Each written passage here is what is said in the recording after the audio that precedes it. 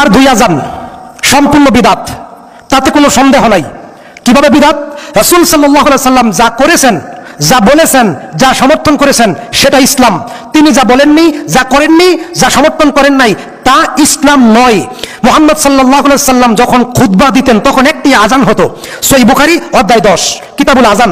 রাসূল সাল্লাল্লাহু আলাইহি সাল্লামের ইন্তেকালের পরে আবু বকর, ওমরের খেলাফত পরে উসমান রাদিয়াল্লাহু তাআলা আনহু একটি বাজারে আরেকটি আজান দেন, ওই বাজারের মুসল্লি যেন ওই আজান শুনতে পারে, জুমার সালাতে অংশগ্রহণ করতে পারে।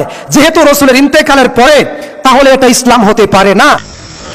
জুমার দুই আজান সম্পূর্ণ বিদআত, তাতে কোনো সন্দেহ নাই। জুমার দ্বিতীয় আজানে বর্তমান সময়ে প্রয়োজন আছে? রাসূলুল্লাহ সাল্লাল্লাহু আলাইহি ওয়াসাল্লাম থেকে প্রমাণিত জুমার এক আজান বর্তমান সময়ে যথেষ্ট নয়। উসমান রাদিয়াল্লাহু আনহুর এই সুন্নতটি সারা বিশ্বে আছে, এখনো আছে।